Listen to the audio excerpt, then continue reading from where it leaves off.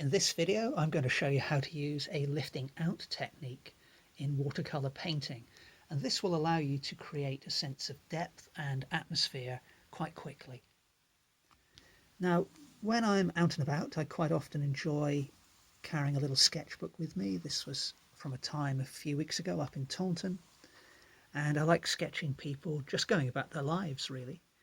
And one of the great things I enjoy about this is just putting down a few marks, leaving bits unstated, focusing on cast shadows, and just trying to capture things like this woman sat on a bench and people's posture, and the way they hold themselves when they're eating their lunch, that kind of thing.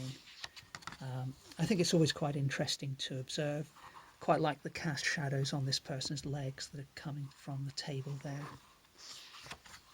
And obviously some of these turn out better than others, but I kind of learn something each time. And you could always add some washes of watercolour to one of these sketches. Here's a chap eating a biscuit and kind of licking his fingers. Another guy reading the newspaper, and people off in the distance behind or through this window. And that was an attempt at our pet cat when he was curled up sleeping in the flower bed, and that's a rather better version. Hopefully you can see that okay. So I quite like that one. That's quite a nice memory, so I put the date down there. But back to the people. Hang on, we've got some more plant life here, and some more simple plant studies as well. Yes, this is the chap in the cafe I sketched fairly recently, and obviously it's a very loose and not much detail sketch, but I thought I would base today's painting on this little drawing. So the paper I'm using today is Winsor and Newton watercolour paper.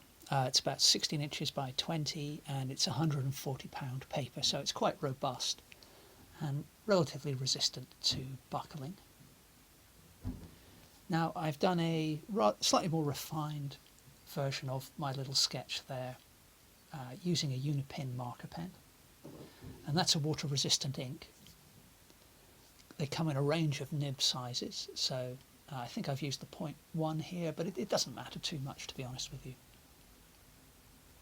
And for my background colours, I've literally just taken what I had left on my watercolour palette and mixed them all together for that initial wash up near the top of the paper. And now I've added a little bit of yellow ochre for the beginnings of the wash on the right hand side. And for that initial wash, I just kind of imagined, well, this chap is sat in a cafe somewhere, so perhaps the ceiling is kind of receding off into the distance. So that very roughly I made a very loose V shape on the bottom edge of that wash, and I'm varying the colours I'm adding now for the background walls, and putting in vertical brush strokes there. But really for the technique I'm using today, the colours don't matter too much. What is much more important is to keep the washes very dilute, so they're watery and runny, and you get super soft edges, and consequently they'll be very light in tone.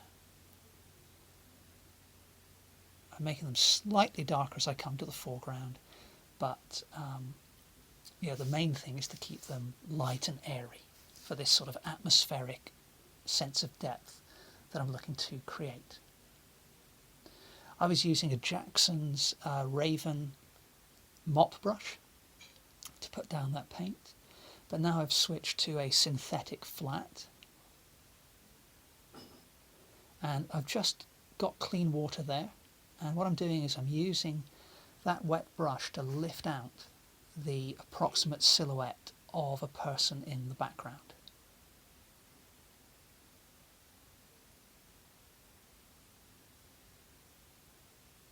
Now the main thing to watch when you're doing silhouettes of people or just drawing people in general, certainly if you're doing it from your imagination, you can get away with quite a lot if you get the general width of the person too thin or too wide, because people do vary in the width of their stature. You can have a very slim person or a very broad person, and that will still read as a realistic person if you look at the silhouette. However, what we do have to be careful of is getting the ratio of the height of the head to the length of the rest of the figure correct. If you get that wrong, then it just doesn't look right. It doesn't look like a real person.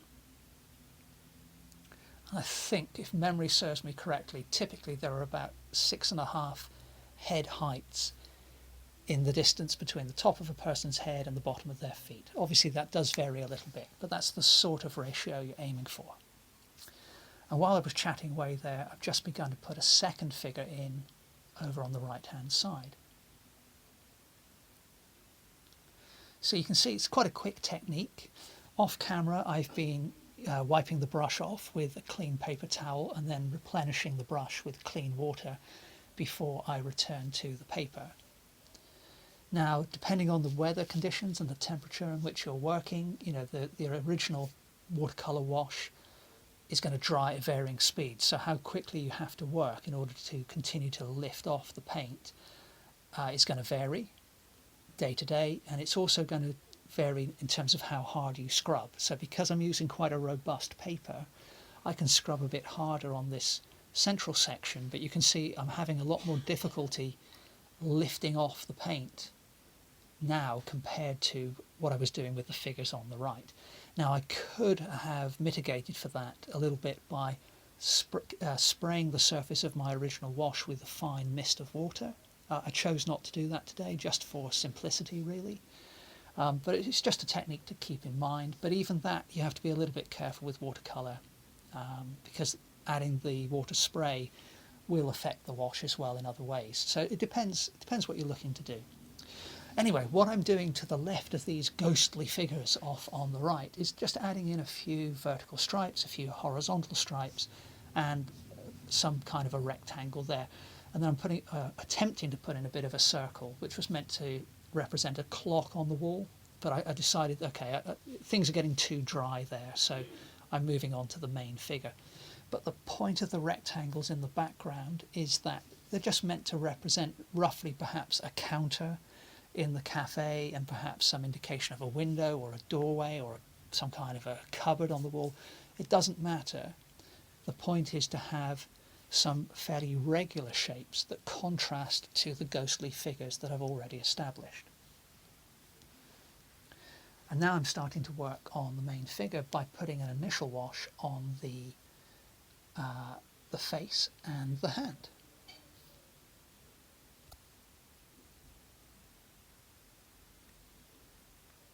So for this initial wash, I started out with a very pale application of yellow ochre, and now I'm just coming in with a slightly less dilute version of that, working wet in wet, to begin to establish a sense of tone on the face and hand. Now, obviously, working from my imagination here, I've got to take a little bit of artistic license and just sort of say to myself, okay, which side of the painting is the light coming from?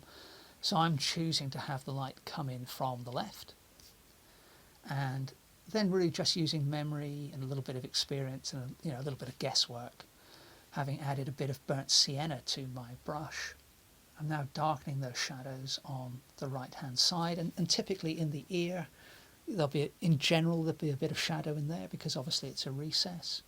And then moving down to the hands, there's going to be more light on the knuckles, and then as the fingers curl round the cup towards us, they're going to be a bit darker.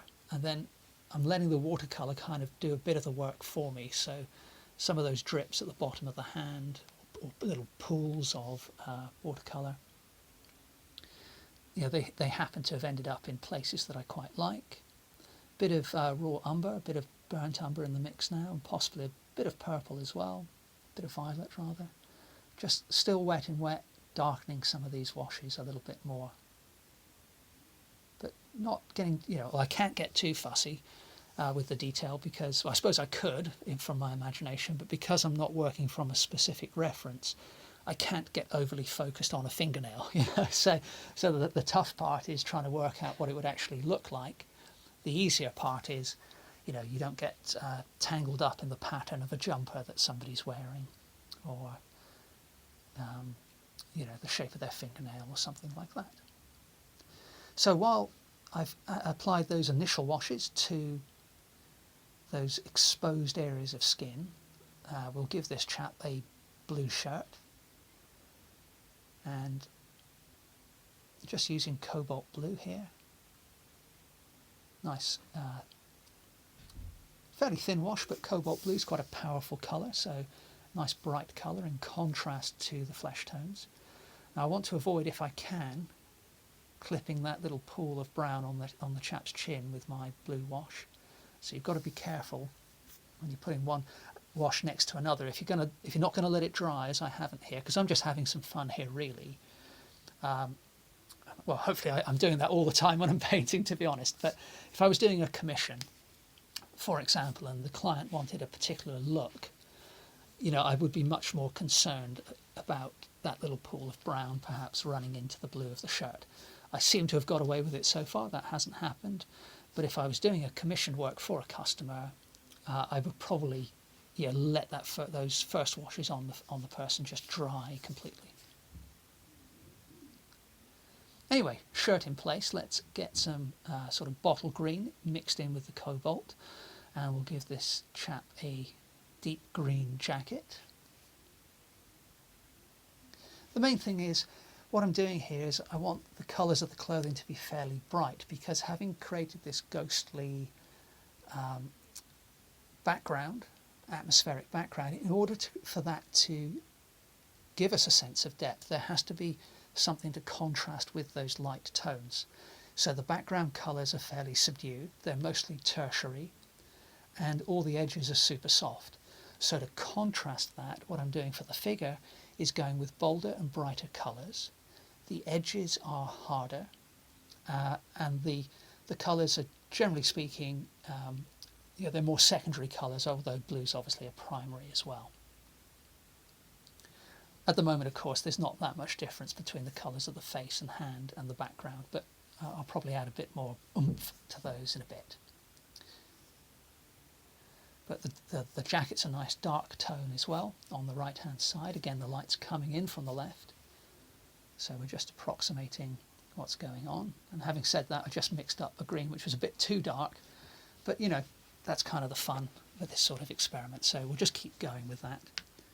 The lighter colour on the jacket on the left, I think, probably would have worked quite well, but we'll go with this darker green anyway.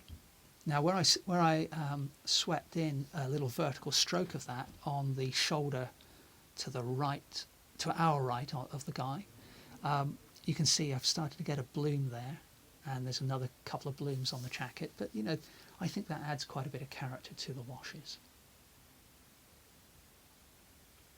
So even more, a bit of ultramarine blue added to the mix now. We'll start to add a few shadows around the edges of the lapels of the jacket and on the creases of the sleeves.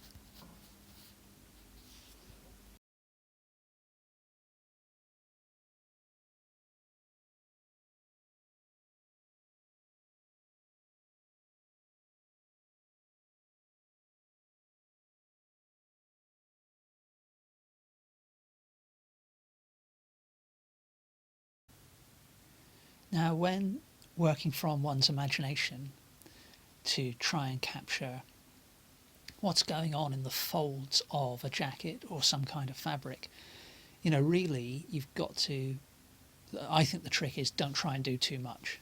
Just put in a few loose marks, in places which could be fairly realistic, and then leave it. Because for me at least, the more I try to replicate reality from my imagination, the more apparent the flaws in my memory become. So, just a few hints is enough to suggest that the fabric's folding in a certain way.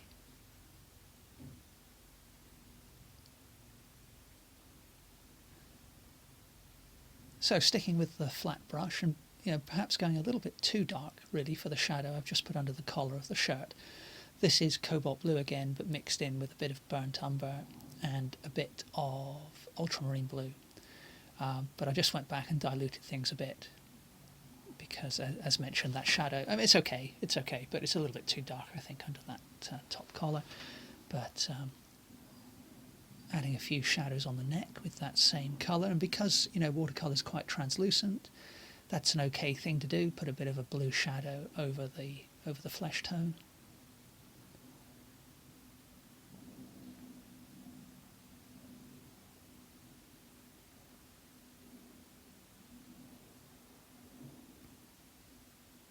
I think you could see my brush sort of hovering hesitantly above the painting there for a bit, and for the moment decided to leave the mark making there for the shirt.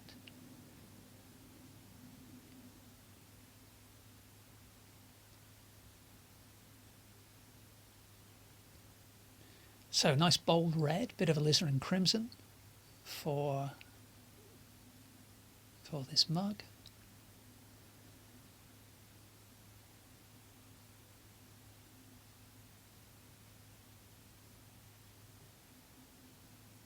And I'm sticking with the flat brush here because in general that gives me a nice clean edge.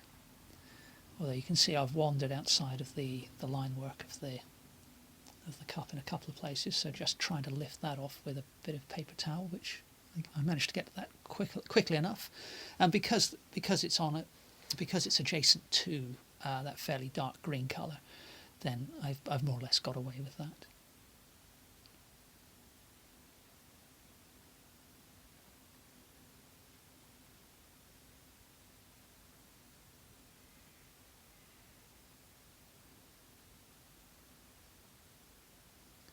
But the outline of the fingers is working fairly well, I think, so just taking a little bit of care to make sure that I preserve that.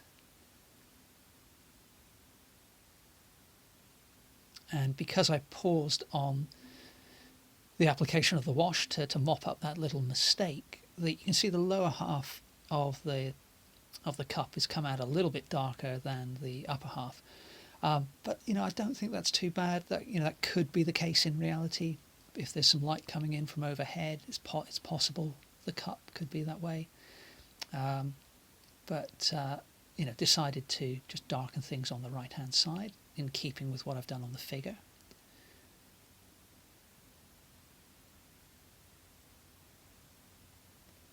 But again, trying to be careful of the fingertips. But we'll put a little bit of shadow in underneath the fingers as they wrap around the mug.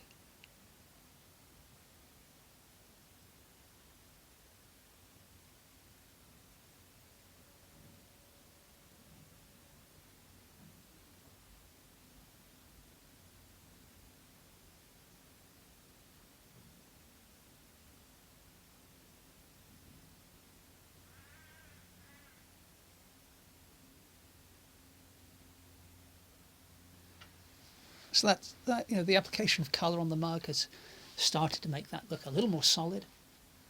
It looks a bit more convincing now that the hand is clinging on to.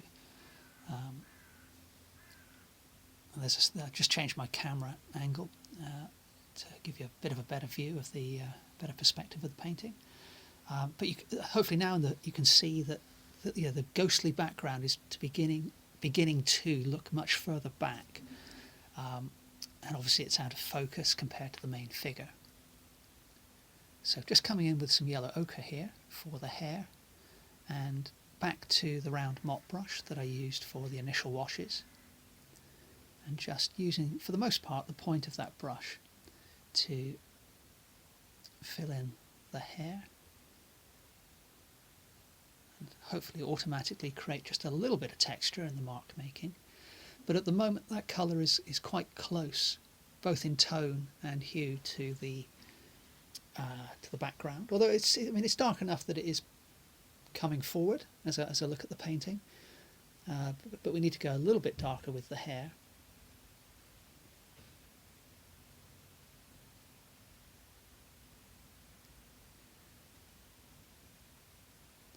So a bit of burnt sienna in the mix again.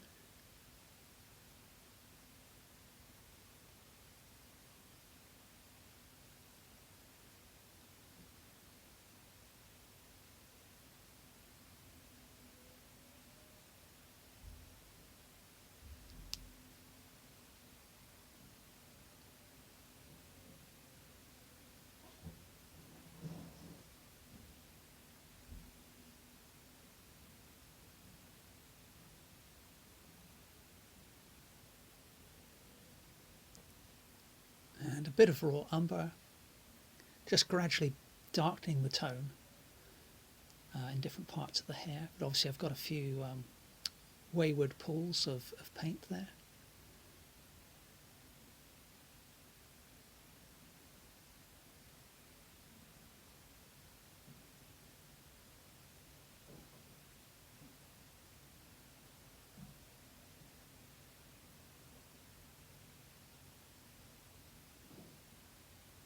And you can always use the paper towel. I mean, I brought in the paper towel there to initially just lift off the little pools of paint along the top of the forehead, but then having accidentally mopped up a bit of the hair, I decided to keep going with that to just lift out little areas of tone, to put a few highlights on the hair. Bit of shadow on the inside of the cup, and then perhaps there are a few chocolate sprinkles on the edge of the cup there. I'm not sure how well that works, but that was the idea there. Now I just need to refine the shape of this inner shadow here.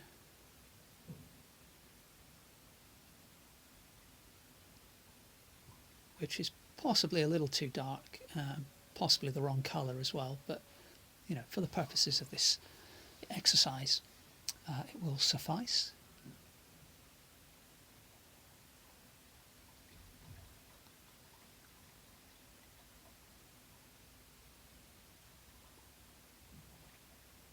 But now that the hair's been included and the cup is in place, I feel we really are starting to get a figure sat in a 3D space. Now, clearly the person sat at a table, so coming in with the burnt sienna, and with back to the flat brush this time, I'm applying a wash. Well, it's not really a wash, is it? But I'm applying a layer of watercolour. But I'm taking care to, where I can, paint that colour in perspective lines. And that's going to help the illusion that the trapezium shape that I've drawn for the tabletop, that's going to help the illusion that it's actually a flat surface disappearing off, or horizontal surface rather, disappearing off into the distance towards the chap sitting at the table. And some of these brush marks are coming out in dry brush form, and I haven't really used dry brush anywhere else in this painting, so that's okay. It gives a slightly different surface texture to the tabletop compared to the rest of the painting.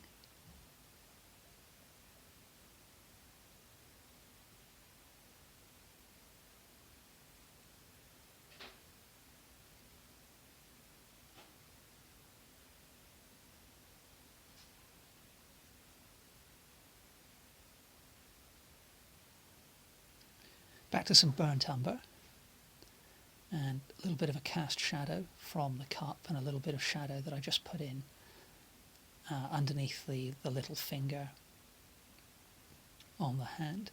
And looking at those hands now, you can see that on the third finger, or bottom of the second finger, the third finger and the little finger, there's quite a bloom there, and there's also a bloom which has run into the bottom of the mug, but I quite like the effects there.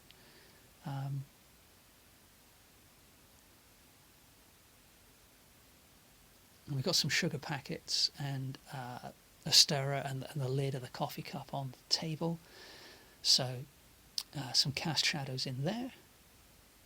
Again, the idea is just to suggest that these things are sitting on a surface. And again, talking about the contrast that we're working with here between foreground and main subject, but the contrast between those two things and the background.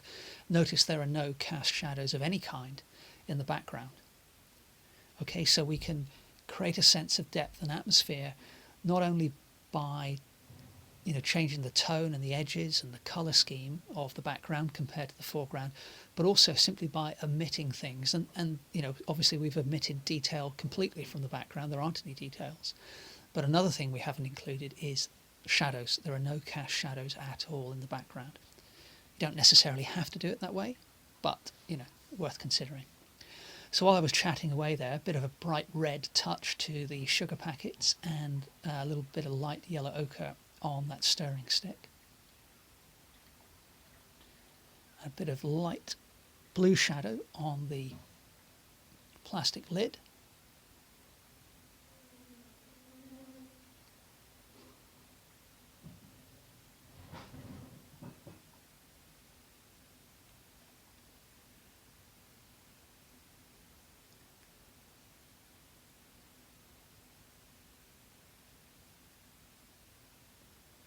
and just a few lines of darker shadow here and there. I think I probably could have got away without including that one under the rim of the cup, but you know, I think it's okay nonetheless. Now we need a little bit of colour on the lips, but I don't want to make them too sort of, even if they were pink in reality, I can't remember.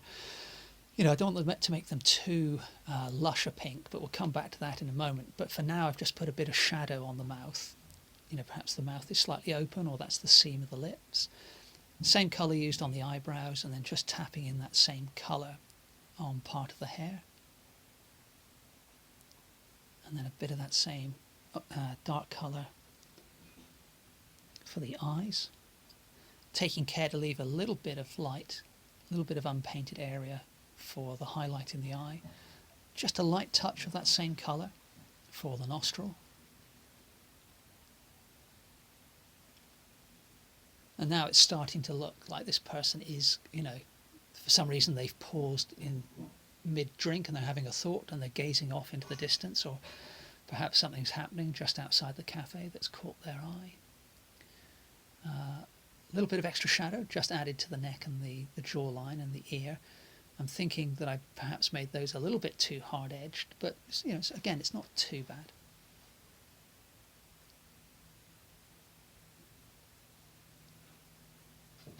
And a bit of shadow in the eye sockets as well, just to begin to bring a bit of depth to the face. But I don't want to overwork any part of the painting really. And at the moment, I think it's quite light and fresh.